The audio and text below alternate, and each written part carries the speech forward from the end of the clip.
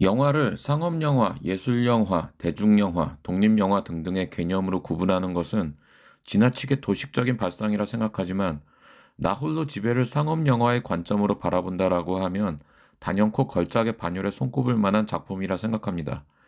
영화 처음부터 끝까지 거의 대부분의 시간을 어린아이 한 명의 집 한 채만 가지고 이만한 재미와 감동을 뽑아내는 미칠 듯한 가성비와 결과물은 그 이후로 어떤 영화에서도 저는 본 적이 없습니다.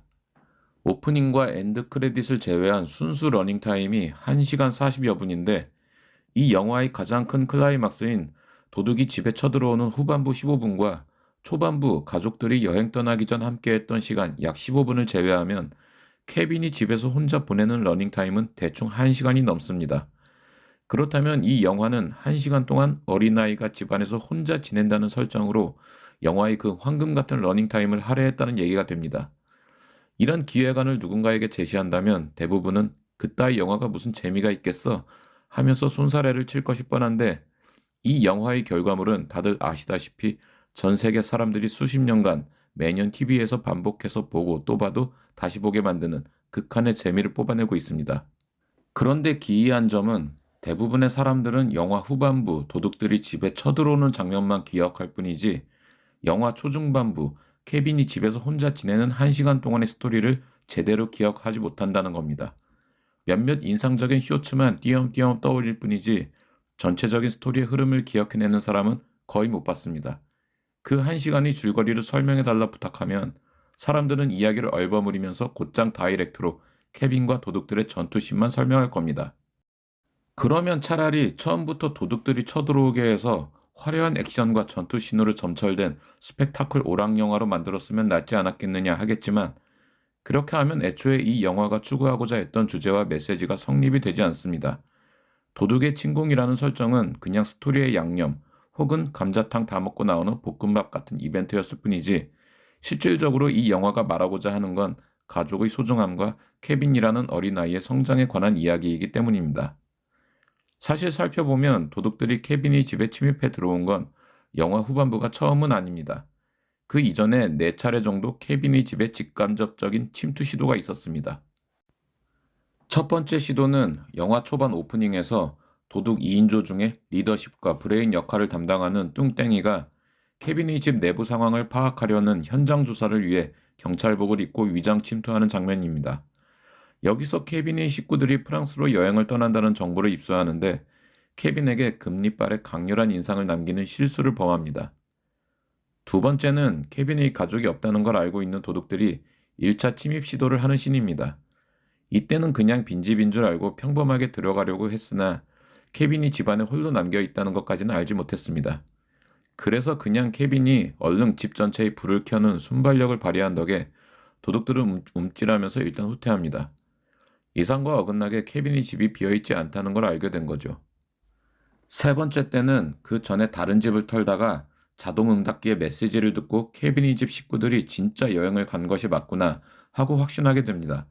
그래서 이번에는 확실히 성공적으로 도적질을 실행할 수 있겠구나 하고 밤에 다시 케빈이 집에 침투하려 하지만 그 시점에서 케빈 역시 도둑들의 계획을 사전에 파악하고 있는 터라 위장 홈파티를 하는 것처럼 연출해서 도둑들을 혼란에 빠뜨립니다. 이 시퀀스에서 케빈과 도둑들이 마주치는 장면이 나오는데 케빈은 뚱땡이의 금리빨을 보고 그의 정체를 단번에 알아차립니다. 하지만 도둑들은 케빈이 빈집을 홀로 지키고 있는 아이라는 것까지는 알지 못합니다. 금리빨 때문에 본인들의 신분을 케빈에게 노출한 셈입니다. 네 번째는 집을 염탐하러 온 홀쭉이를 VHS 사운드를 이용해서 사람이 있는 것처럼 위장하여 쫓아버리는 씬입니다. 보유하고 있는 아이템으로 매번 멋지게 도둑들을 물리치는 케빈이지만 적들이 침공이 계속될수록 케빈 역시 자신의 약점들을 하나씩 노출하게 되는 건 어쩔 수 없습니다. 끈질긴 감시 끝에 이제 도둑들도 케빈이 혼자 빈집에 있다는 결정적인 팩트를 알게 되고 이제 케빈으로서도 눈속임만으로는 그들의 공격을 더 이상 예방할 수 없는 위기 상황에 봉착하게 됩니다. 이렇게 도둑들이 최후의 공격을 감행하기 전까지 대략 4차례 정도 침투 시도가 있었습니다. 이걸 전쟁의 개념으로 본다면 상대의 전력을 누가 먼저 파악해내느냐, 반대로 아군의 치명적인 약점은 얼마나 최대한 보완을 유지하느냐 하는 정보전이라 할 수 있습니다. 케빈은 상대의 정체가 도둑들이라는 것과 그들이 몇 시에 집으로 쳐들어올 것인지 하는 정보를 먼저 파악했기 때문에 그들이 오는 타이밍에 맞춰서 집에 사람이 있는 것처럼 연출함으로써 도둑들을 몰아낼 수 있었습니다. 반대로 도둑들은 집안에 사람이 있는지 없는지, 있다면 몇 명이 있는지, 케빈이 혼자 있는 것인지 이러한 정보를 뒤늦게 알아차렸기 때문에 영화 초중반에는 도둑질 프로세스를 제대로 진행할 수 없었던 것입니다. 하지만 이제 케빈이 혼자라는 것을 알게 된 이상 상황은 도둑들에게 유리하게 전개될 수밖에 없습니다. 케빈은 상대보다 체격과 물리력도 딸리는 데다 인원수도 적기 때문에 제대로 붙기에는 절대 불리한 싸움입니다. 그래서 백병전이 아닌 극단적인 공성전의 전략으로 전투를 수행하게 됩니다. 모든 출입구를 꼭 걸어 잠그고 보유하고 있는 트랩들을 최대한 활용하여 요새화하는 전술로서 적들이 침투 자체를 하지 못하도록 방어하는 것입니다. 이 싸움은 의외로 케빈이 선전하는 양상으로 흘러가는데 여기에는 뚱뚱이와 홀쭉이 두 도둑들이 지니고 있는 캐릭터가 가지는 한계점도 분명 존재합니다. 이 도둑들은 현금 대신 신용카드의 보급이라는 대세에 따라 사양산업이 되어버린 소매치기라는 직업과 더불어 현재 21세기에서는 보기 힘든 고전파라 할 수 있는 빈집털이 도둑들입니다. 감시 카메라와 보안 시스템의 발달, 현금이나 동산 대신 은행 계좌나 부동산으로 부를 축적하는 요즘 시대에는 맞지 않는 직업군이죠. 이 영화가 나온 게 1990년이니까 아날로그에서 디지털 시대로 넘어가기 직전의 과도기적인 시기였음을 본다면 이 구닥다리 도둑들이 마지막 불꽃을 태우던 시점이었음은 분명 맞지만 각종 전산망을 해킹이나 사이버 테러를 통해 자유자재로 넘나드는 지능형 도둑이라든가 체계적 분업화를 통해 삼엄한 감시망을 뚫고 상대의 금고문을 여는 팀플레이형 도둑까지는 아니더라도 고전파 낭만형이라 하면 최소한 피지컬을 활용한 빠른 스피드, 순간적인 민첩성, 어둠 속에서도 원하는 작물을 순간적으로 포착할 수 있는 뛰어난 눈썰미, 장애물이 나타났을 때 한 번에 제압할 수 있는 육체적 강인함 등을 갖춰야 함에도 이 영화에 나오는 두 도둑들, 뚱뚱이와 홀쭉이는 아동 영화의 개그캐라는 너프를 감안하더라도 7살짜리 케빈의 방어전에 너무나도 취약하고 둔탁한 몸놀림을 보여줍니다. 결국 7살 꼬마 하나 잡으려고 들인 노력과 시간과 육체적 소모에 비해 얻은 것 하나 없이 70대 고령의 할아버지가 날린 넉갈의 한 방에 나가 떨어지는 빈약함만 보여주면서 쓸쓸히 퇴장합니다. 하여튼 간에 이 뚱뚱이와 홀쭉이의 존재는 영화 전체적으로 그의 긴장감을 불어넣어주고 후반부에 최대의 오락성과 카타르시스를 제공하는 영화 흥행의 1등 공신이라는 건 부정할 수 없겠습니다만 이 영화의 진짜 핵심이 되는 메인 테마는 이 도둑들이 아닙니다. 어떻게 보면 이 영화는 케빈의 환타지로 시작되는 스토리라 할 수 있습니다. 아침에 눈을 떴는데 가족들이 갑자기 증발해버렸다? 부모의 입장에서는 위기이지만 케빈의 입장에서는 소원이 이루어진 환희의 이벤트인 겁니다. 여행을 떠나기 전날 밤부터 케빈과 가족들의 갈등은 극에 치달은 상태였습니다. 이때만 하더라도 케빈에게 가족의 존재란 그저 나만 미워하는 사람들, 제발 없어졌으면 좋겠는 증오의 대상일 뿐이었습니다. 다락방에 올라가기 전 엄마에게 퍼붓는 대사를 보면 알 수 있습니다. 왜 나만 가지고 그래? 모두들 나만 싫어해. 난 가족이 필요 없어. 가족은 꼴도 보기 싫어. 아무도 보고 싶지 않아. 아침에 다 없어져 버렸으면 좋겠어. 이렇게 케빈의 소원은 가족이 없어지는 것이었습니다. 그런데 아침에 눈을 떠보니 정말 거짓말처럼 가족들이 싹 증발해버리고 집에 케빈 혼자만 남아있는 상황이 됩니다. 케빈에게는 소원이 이루어진 최고의 환타지 순간인 것입니다. 그래서 초중반까지의 시퀀스는 케빈이 기쁨과 자유를 누리는 에피소드들로 가득합니다. 물론 이 환희는 그리 오래가지 않습니다.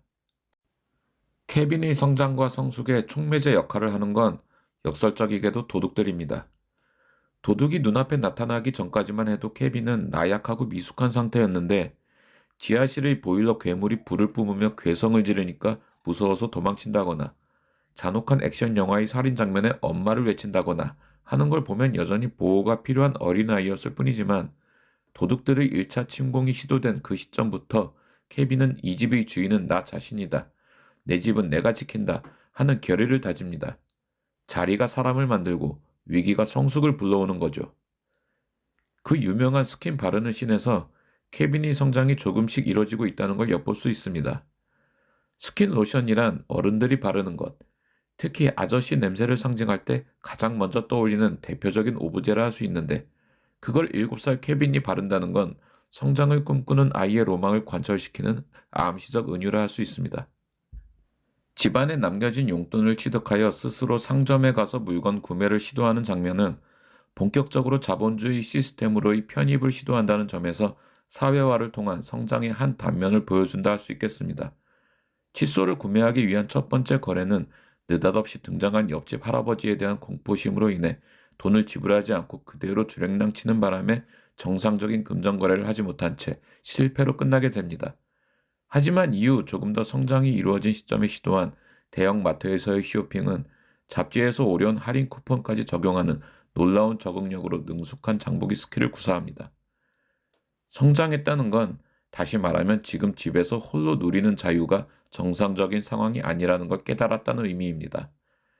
러닝타임이 딱 중간이 되는 시점부터 케빈은 부모님이 침대에 앉아 가족 사진을 들여다보며 우울한 표정으로 가족이 돌아왔으면 좋겠다는 욕망을 표현하기 시작합니다. 성장한 케빈은 스스로 장을 보고 설거지를 하고 빨래를 하고 보일러 괴물이 아무리 울부짖어도 더 이상 겁을 먹지 않습니다. 이때부터 케빈의 크리스마스 소원은 가족이 돌아오는 것으로 바뀝니다. 비록 진짜가 아닌 생계형 산타라는 걸 알고 있지만 케빈은 산타에게 가족을 선물해 주었으면 하는 소원을 이야기합니다.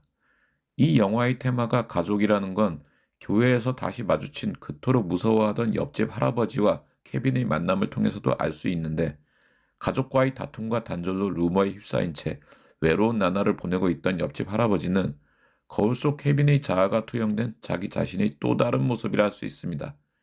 그래서 케빈은 할아버지에게 가족을 다시 만나라는 진심 어린 조언을 합니다. 그건 바로 스스로에게 하는 이야기인 것입니다. 그래서 영화의 마지막 엔딩 컷은 옆집 할아버지가 가족들과 포옹하고 집으로 들어가는 모습을 유리창으로 흐뭇하게 바라보고 있는 케빈의 모습입니다.